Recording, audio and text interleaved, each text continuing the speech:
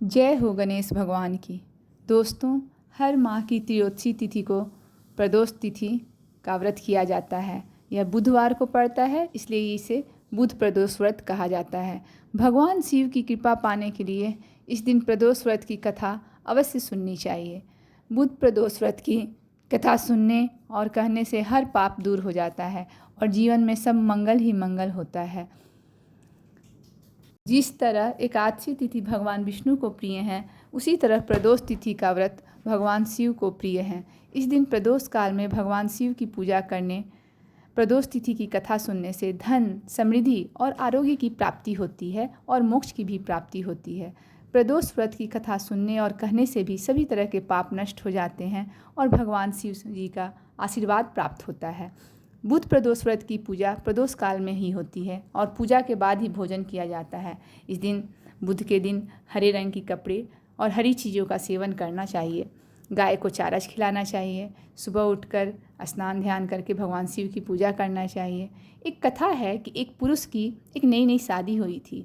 गौ ने मतलब सेकेंड मैरिज के बाद दूसरी बार वो पत्नी को लाने के लिए ससुराल पहुंचा तो सास ने कहा वह बुधवार के दिन पत्नी को लेकर जाएगा, लेकिन सभी लोगों ने कहा कि बुधवार के दिन मायके से ससुराल लेकर जाना सही नहीं है, लेकिन वह नहीं माना। विवश होकर लड़की को भारी मन से विदा कर दिया। पति पत्नी दोनों बैलगाड़ी में चल दिए। नगर से बाहर निकलते ही पत्नी को प्यास लगी और पति से पानी के लिए कहा। जब पति पानी लेकर आया तो देखा कि किसी पराये पुरुष के लोटे से पत्नी पानी पी रही है और हंस हंस कर बात कर रही है। वह पराया पुरुष बिल्कुल उसकी पति जैसा है सकल सूरत का था। यह देखकर पति को गुस्सा आया और लड़ाई करना शुरू कर दी। लड़ाई होते देख वहाँ भीड़ इकट्ठा हो गई। इतने में एक सिपाही आया और महिला से पूछा कि सच सच बताओ कि तेरा पति इनमें से कौन है। लेकिन महिला दोनों पुरुषों की एक जैसी शक्ल होने के कारण पति को पहचान ही नहीं पाई। महादेव ने उस पुरुष की प्रार्थना स्वीकार कर ली। उसने महादेव से प्रार्थना कर ली कि मुझसे गलती हुई है, तो महादेव ने उसकी प्रार्थना स्वीकार की और उसी क्षण वह अन्य पुरुष अचानक से गायब हो गया। भगवान शिव के आशीर्वाद से वह पुरुष अपनी पत्नी के साथ सकुशल अपने घर पहुंच गया। इसके बाद दोनों पति पत्नी नियम पूर्वक बुधवार के दिन प्रदोष व्रत करने लगे। बोलो भगवान शिव जी की जय, बोलो गणेश जी की जय। प्रदोष व्रत के दिन भगवान शिव का पूजन प्रदोष काल में ही करना चाहिए। हम आपको बता देते हैं कि प्रदोष काल शाम 4:30 से लेकर शाम 7 बजे तक रहता है। उस समय के बीच में ही प्रदोष व्रत के दिन भगवान शिव जी का विधि विधान के साथ पूजन करना चाहिए।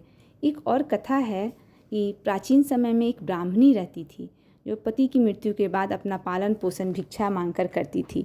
एक दिन जब वह भिक्षा मांगकर लौट रही थी तो उसी रास्ते में 2 बालक दिखे जिन्हें वह अपने घर ले आई। जब वे बालक बड़े हो गए तो ब्राह्मणी दोनों बालक को लेकर ऋषि सांडिल्य के आश्रम में गई।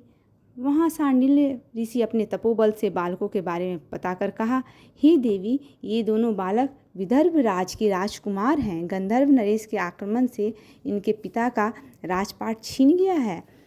ब्राह्मणी और राजकुमारों ने विधि विधान से सांडिल्य भगवान का ऋषि का पूजन किया तो उन्होंने बताया कि आप लोग प्रदोष व्रत करो।